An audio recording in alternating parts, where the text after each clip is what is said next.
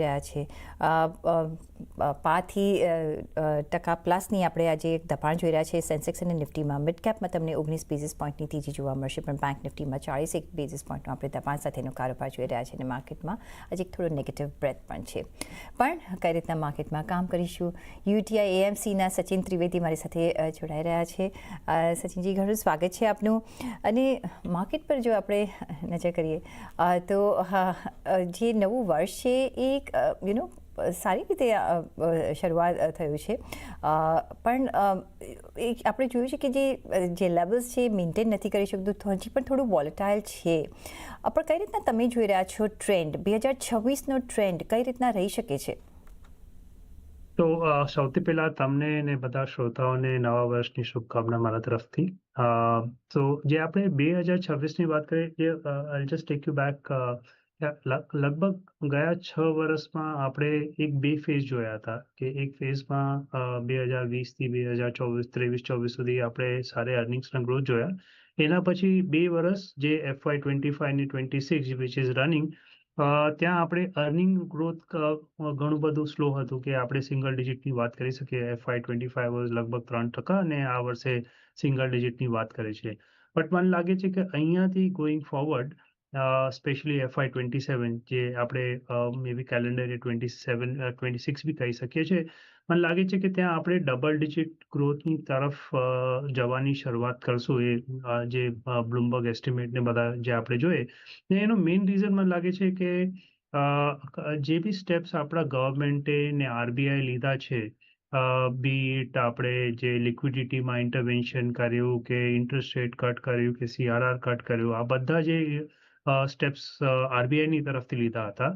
ને પ્લસ જે ગવર્મેન્ટે સ્ટેપ્સ લીધા છે કે આપણે, તમને ખ્યાલ હશે કે લાસ્ટ યર બજેટમાં ઇન્કમ ટેક્સમાં ઇન્વેસ્ટર્સને રાહત, જે કન્ઝ્યુમર્સને રાહત મળી હતી, પ્લસ જે જીએસટીમાં રિડક્શન આવ્યું. તો આની બધી રાહતો જે કન્ઝ્યુમર્સને મળી હતી, મને લાગે છે કે એના ઇફેક્ટ આપણે FY27માં દેખાશે. એના લીધે આપણને ડબલ ડિજિટ અર્નિંગ ગ્રોથના બી સંભાવના બની શકે છે. ને મોર ઇમ્પોર્ટન્ટલી જે આપણે ધ્યાનમાં રાખવાની જરૂર છે કે FY26 જે આપણો ઇન્ફ્લેશન લો હતો, એનો બેનિફિટ બધાને મળે, બટ આપણા અર્નિંગ્સમાં ગ્રોથ ન દેખાય, કારણ કે નોમિનલ ગ્રોથ જે કંપનીના અર્નિંગ્સમાં સુટેબલ થાય. મને લાગે છે કે અહીંયા લો ઇન્ફ્લેશનથી આપણે મોડરેટ ઇન્ફ્લેશનની તરફ બી FY27માં જશું. તો આ બધા પરિણામના લીધે ક્યાંય ને ક્યાંય મને લાગે છે કે અર્નિંગ્સ મોમેન્ટમ સારો રહેશે. એનો ક્યાંય ને ક્યાંય પોઝિટિવ ઇફેક્ટ માર્કેટમાં દેખાશે. યસ, તો ઓફકોર્સ આપણે 2026 એક પોઝિટિવ આઉટલુક રાખીએ છીએ, કારણ કે જે ગવર્મેન્ટે જે આપણને બેનિફિટ્સ આપ્યા છે, જે રીતના રિફોર્મ્સ જોયા છે, મે બી એની અસર આપણને દેખાવાની શરૂ થશે. અને મે બી એક થોડુંક આપણને આઈડિયા થર્ડ ક્વાર્ટરના નંબર્સથી થશે, કારણ કે એક રિઝલ્ટ સિઝન હવે થોડા વખતમાં શરૂ થશે. પણ આ વખતની જે રિઝલ્ટ સિઝન છે, કઈ રીતના તમે ધ્યાન રાખશો? કયા સેક્ટર્સ પર તમને આશા છે કે અહીંયા એક આપણને એક બૂમ દેખાઈ શકે છે અને જે એ સેક્ટર કે 2026ને ડ્રાઈવ કરશે? કોઈ તમે એવું કંઈ ધ્યાનમાં છે? કઈ રીતના તમે રિઝલ્ટ્સ પર ધ્યાન રાખશો?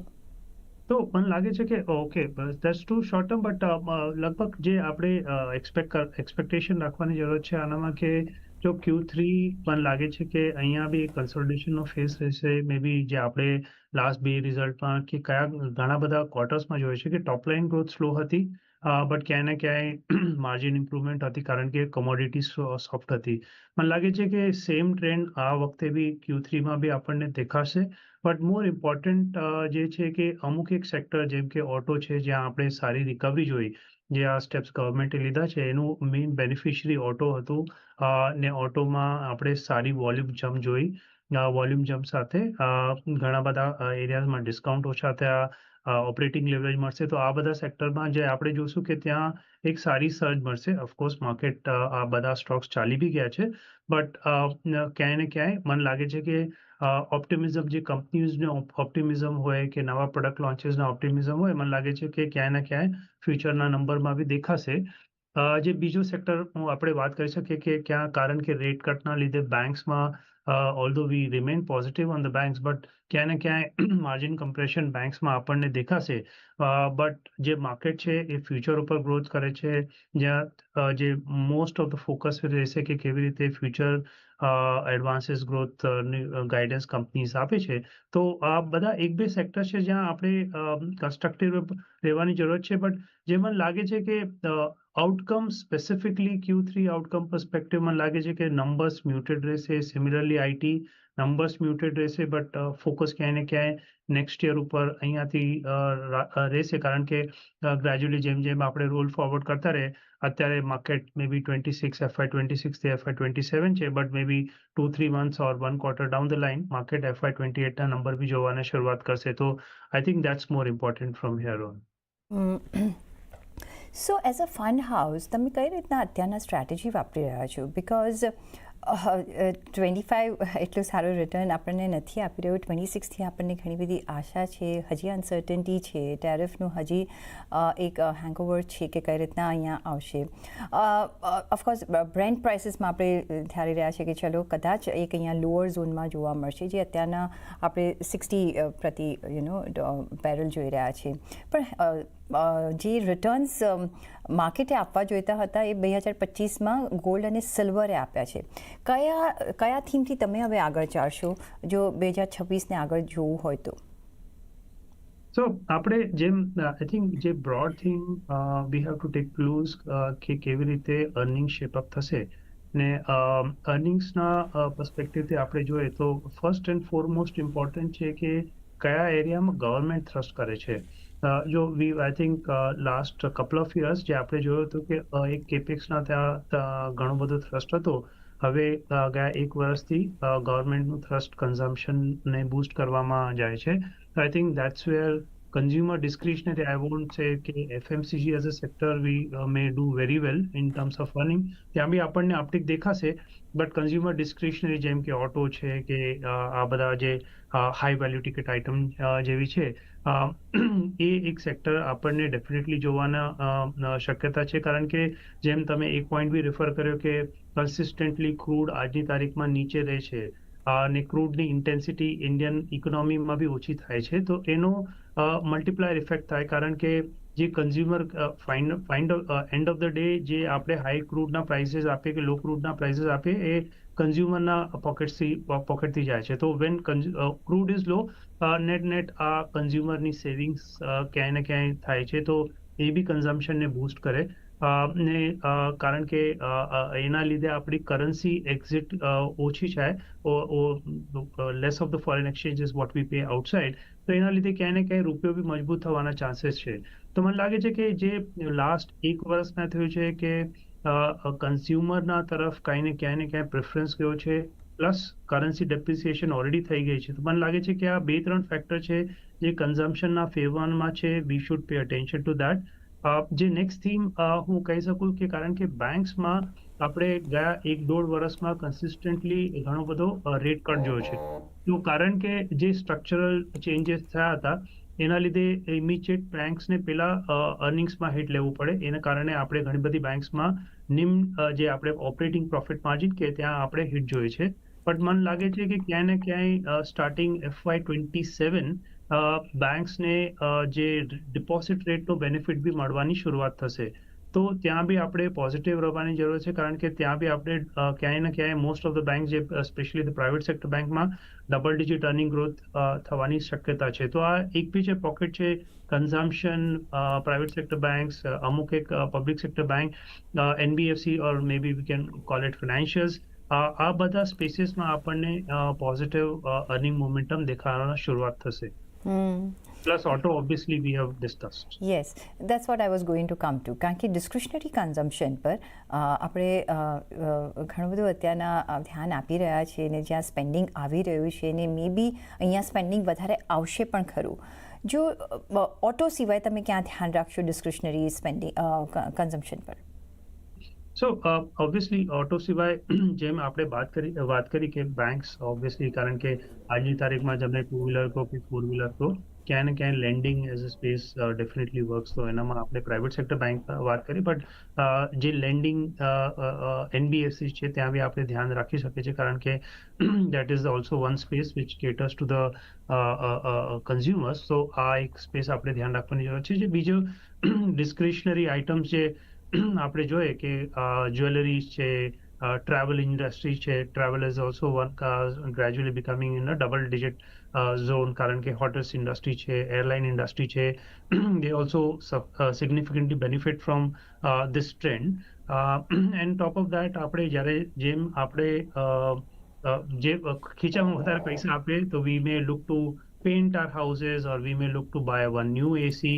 આવી બધી વસ્તુઓમાં જે ઇન્ડસ્ટ્રીઝ છે ત્યાં આપણે ધ્યાન રાખવાની જરૂર છે, કારણ કે આ બધી ઇન્ડસ્ટ્રીમાં મને લાગે છે કે ગ્રેજ્યુઅલી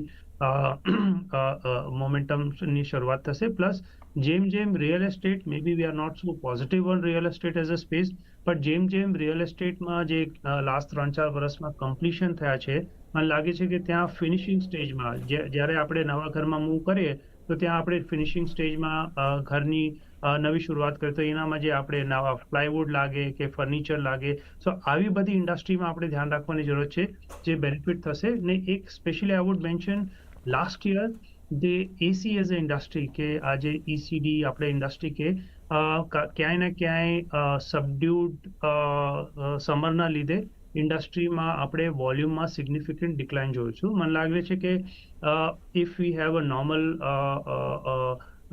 season, then મને લાગે છે કે આ industry is also worth checking from the investors side. So tell me, જો તમે તમારો પોર્ટફોલિયો બનાવતા અને you run the portfolios, right, કઈ રીતના તમે કયા સેક્ટર પર વધારે ભાર આપી રહ્યા છો from the point of view of returns turnover? Because maximum તમને ક્યાંથી પ્રોપેન્સિટી દેખાઈ રહી છે કે જ્યાં તમારો આપણા રિટર્ન્સ કવર અપ થઈ શકે, એ કયા એરિયાઝ હશે? શું એ અને કઈ કેટેગરીઝમાં છે? શું લાર્જ કેપ હશે? શું તમે વધારે હવે બ્રોડર માર્કેટ્સમાં એક નિવેશ કરશો વધારે? ક્યાંથી તમને એ પુલ દેખાઈ રહ્યો છે? ગુડ. તો જે આપણે સૌથી વધારે good that you brought up this point, that આપણે જે મેક્સિમમ ધ્યાન રાખવાની જરૂર છે કે વેલ્યુએશન ને અર્નિંગ ક્યાં આપણા ફેવરમાં છે. તો મને લાગે છે ક્યાંય ને ક્યાંય જે આપણે વેલ્યુએશનના પેરામીટર જોઈએ કે અર્નિંગ્સના બી પેરામીટર જોઈએ, મને લાગે છે કે આજની તારીખમાં ઇન્વેસ્ટરને જે વધારે પૈસો છે તે લાર્જ કેપમાં ફેવરમાં રાખવો જોઈએ, કારણ કે maybe despite 2 years of consolidation જે મિડ કેપ ને સ્મોલ કેપ સ્પેસ છે ત્યાં આજની તારીખમાં બી expectation on earning are very high compare to જે એ કંપનીઝ ડિલિવર કરે છે. પ્લસ વેલ્યુએશન બી બહુ મોંઘા છે, કારણ કે હજુ બી investors are still anchor to the past earning growth and past valuation. So મને લાગે છે કે that is one clear area where mid cap and small cap are the area where investors should have a lesser preference. ને આજની તારીખમાં ઇન્વેસ્ટરનું preference large cap, specially within the large cap also ક્વોલિટીની તરફ વધારે હોવું જોઈએ, કારણ કે ત્યાં વેલ્યુએશન રિઝનેબલ છે, ત્યાં ગ્રોથની પિકઅપ બી થઈ શકે છે. તો દેટ વન ક્લિયર ડિમાર્કેશન ઇન્વેસ્ટરને રાખવાની જરૂર છે કે ગ્રેજ્યુઅલી મિડ એન્ડ સ્મોલ કેપમાં ઓછું એલોકેશન કરે.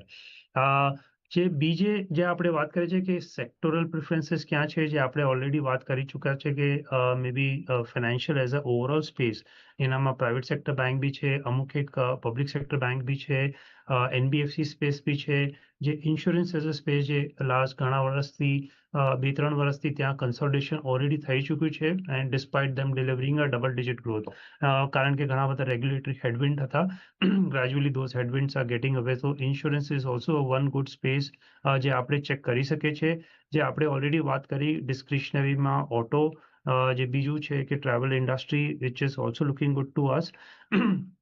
અને એઝ અ કોન્ટ્રા પ્લે આપણે ધ્યાન રાખવાની જરૂર છે કે ગયા 2-2.5 વર્ષથી IT, which is again one large component of the overall index, ત્યાં ને પછી આ બધી કંપની હાઈ ક્વોલિટી કંપની છે ત્યાં આપણે સિગ્નિફિકન્ટ સ્લોડાઉન આપણે જોયું હતું કે જે બી આપણે એઆઈની વાત કરીએ, ડેટા સેન્ટરની વાત કરીએ, જે પૈસો આઈટી સર્વિસીસમાં એલોકેટ ન થયો હતો, મને લાગે છે કે ગ્રેજ્યુઅલી કારણ કે ત્યાં ગ્રોથ પિકઅપ થશે, મને લાગે છે IT is also one good contra bet, valuations reasonable છે, આ બધી company high quality high dividend paying company છે. તો આ એરિયામાં બી આપણે ધ્યાનમાં રાખવાની જરૂર છે કારણ કે this space also may start looking attractive to the investors. Okay, તો યસ, અહીંયા ઘણા બધા પોકેટ્સ છે કે જેમાં આપણે ધ્યાન રાખી શકીએ છીએ અને ઘણા બધા ન્યૂ એરિયાઝ છે જેમાં આપણે એક ઘણું બધું ધ્યાન રાખી રહ્યા છીએ as for example data centre અને તે પાવર સેક્ટર, સપોર્ટિંગ એરિયાઝમાં આપણે એક નજર રાખી શકીએ છીએ. પણ અત્યારના મારે એક નજર રાખવાની છે બ્રેક પર, તો બ્રેક લઈને પાછા ફરીશું, જોડાયા રહેજો અને આ જ ચર્ચાને ચાલુ રાખીશું.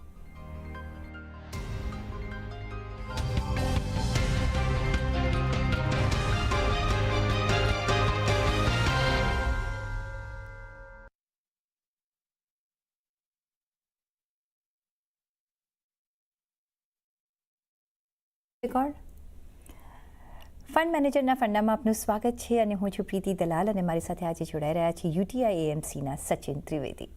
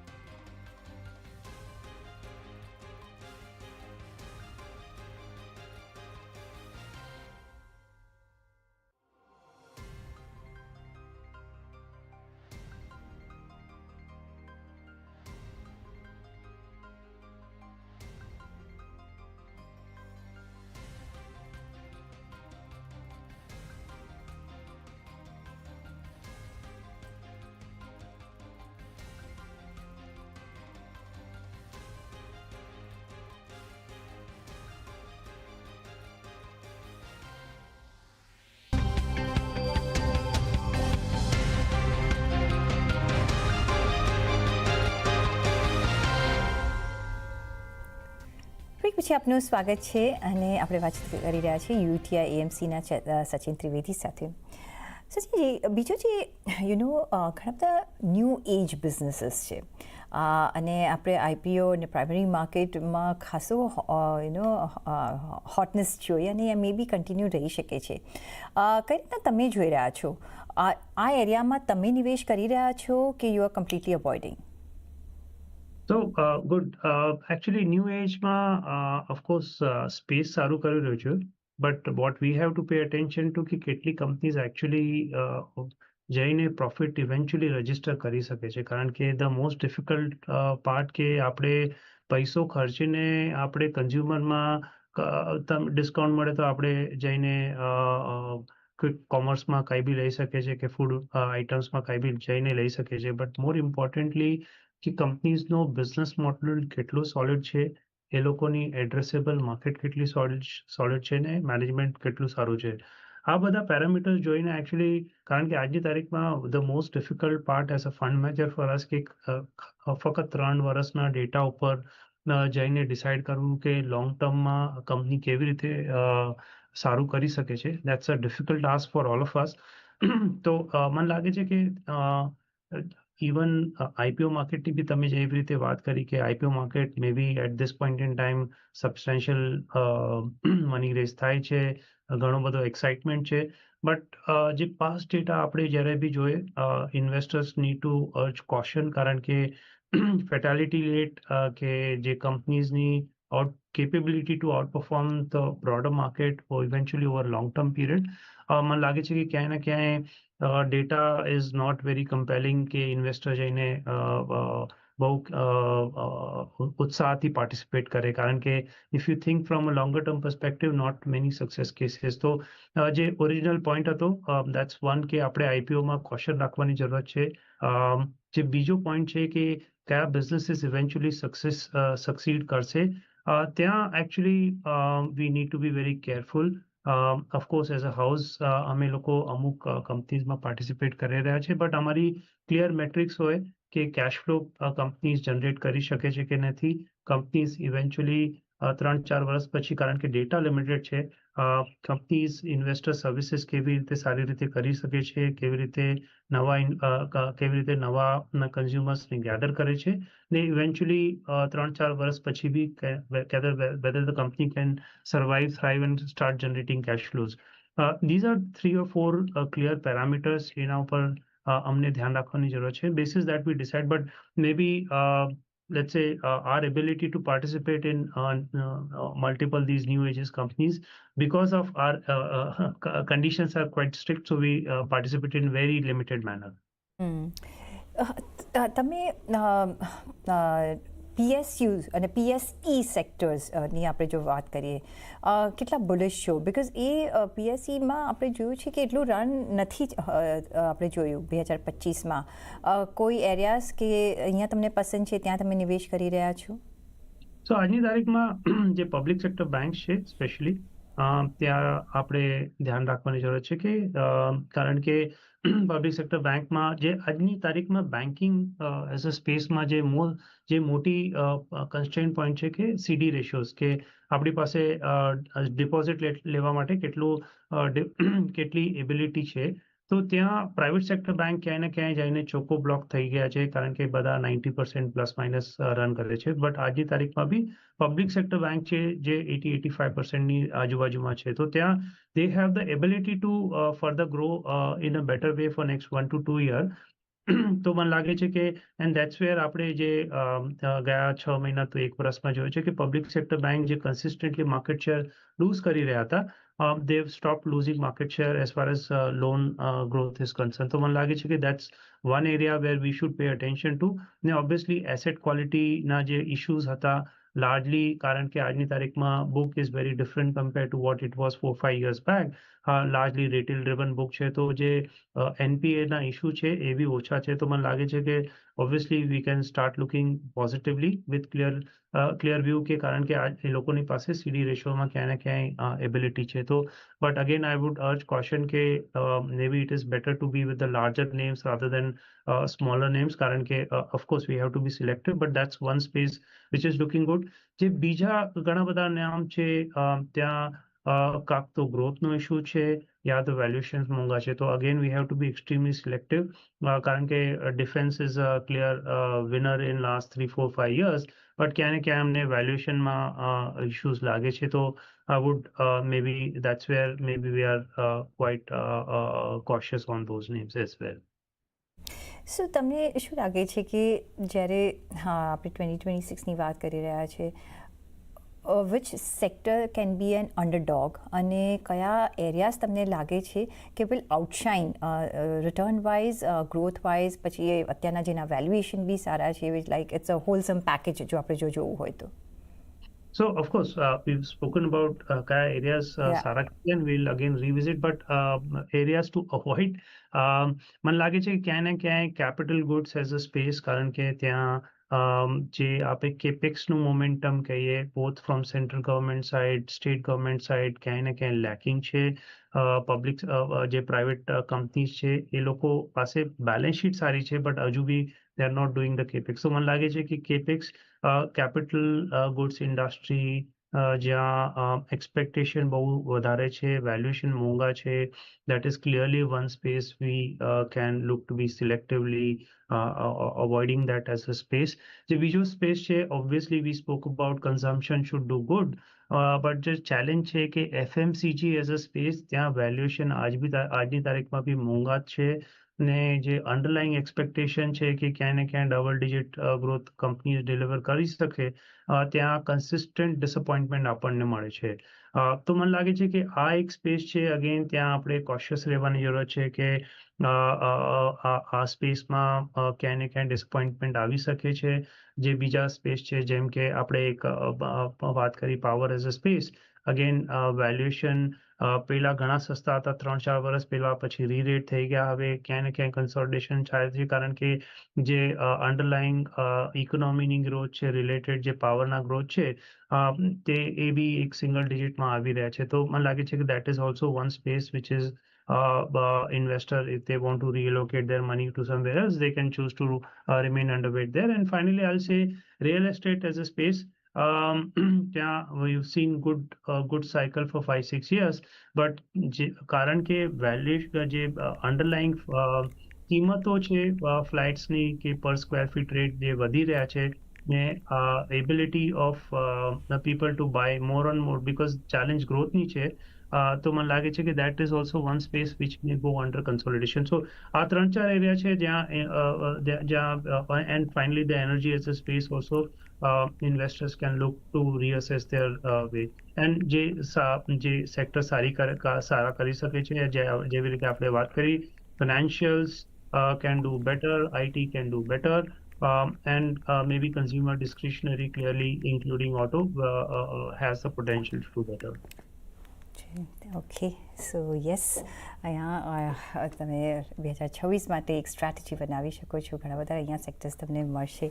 ડૂઝ અને ડોન્ટ્સ સાથે આપણે આજે વખતે કામ કરીશું, અને ઓફકોર્સ સ્ટોક સ્પેસિફિક અને જે ઇન્ડિયાની ગ્રોથ સ્ટોરી છે એના પર તો નજર રાખીશું જ. પણ ઓન ધેટ નોટ, સચિનજી, ઘણો આભાર તમારો અમારી સાથે જોડાવા બદલ, અને wish you all the very best for 2026 too. અને એ સાથે જ મને પણ આપશો રજા. પછી જોડાયેલા રહેજો CNBC ગુજરાત સાથે. નમસ્કાર.